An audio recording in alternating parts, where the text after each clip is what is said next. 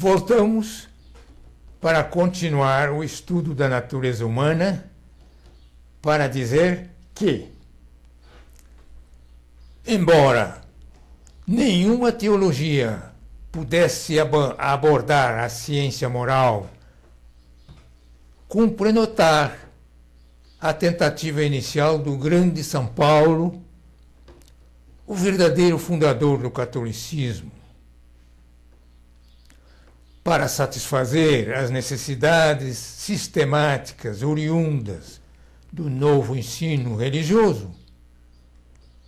Ele construiu a sua doutrina geral da luta permanente entre a natureza e a graça. Esboçou aí realmente, a seu modo, o conjunto do problema moral, não só prático, mas também teórico. Essa preciosa ficção compensava provisoriamente a incompatibilidade radical do monoteísmo com a existência natural dos instintos altruístas, que movem as pessoas a se unirem mutuamente em vez de se votarem isoladamente ao seu suposto Criador. Apesar dos vícios naturais dessa teoria, seu desenvolvimento na Idade Média constitui o único passo essencial que a ciência moral comportava desde seu antigo esboço teocrático até sua recente instituição positiva. Ao menos, os resultados essenciais da sabedoria comum se acham aí mais bem representados do que pela deplorável ontologia que dirigiu a dissolução gradual do catolicismo. Por isso, os místicos do século XV, e principalmente o admirável autor da imitação, são os últimos pensadores em que se pode apanhar verdadeiramente, antes do positivismo, o conjunto da natureza humana, tão viciosamente concebida em todas as doutrinas metafísicas. A teoria moral da luta entre a natureza e a graça, de autoria de São Paulo, mal prezada hoje, constituiu um dogma que foi especial e, de modo justo, precioso à mulher, principalmente, além de criar uma teoria empírica da natureza humana, cuja sistematização final tinha ainda de aguardar muito tempo. Ele preparou espontaneamente a teoria positiva, formulando seu domínio sistemático.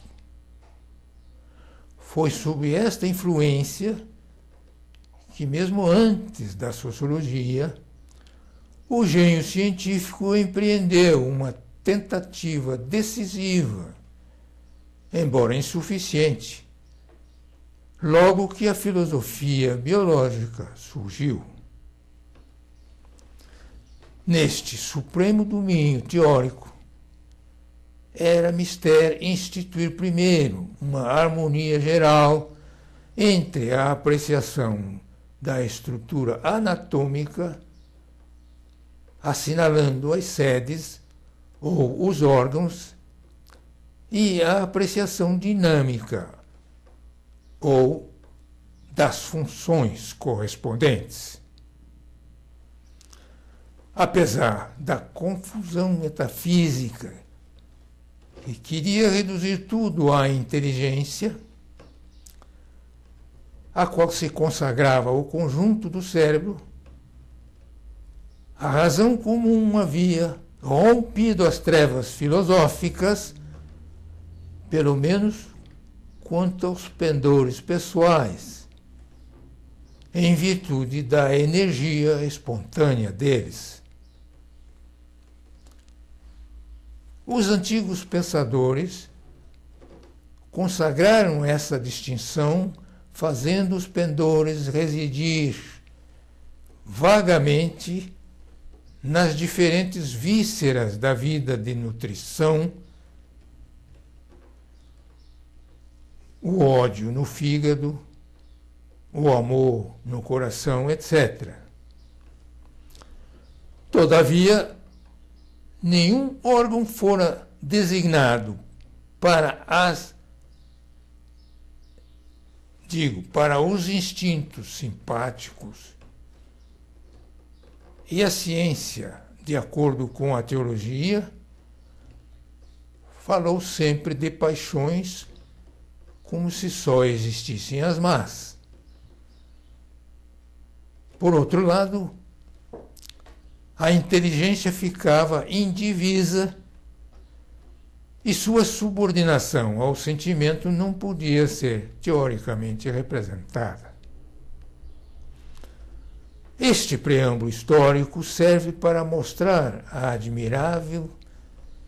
o admirável esforço que o gênio de Gall teve de exercer para preencher lacunas e fundar a teoria positiva da natureza humana, embora não pudesse lhe dar os remates definitivos, porque estes dependiam da sociologia, que só surgiu depois. Este poderoso impulso firmou dois princípios gerais, um dinâmico, relativo às funções, outro estático, relativo às sedes, cuja conexão natural sempre servirá de base ao verdadeiro estudo da alma e do cérebro.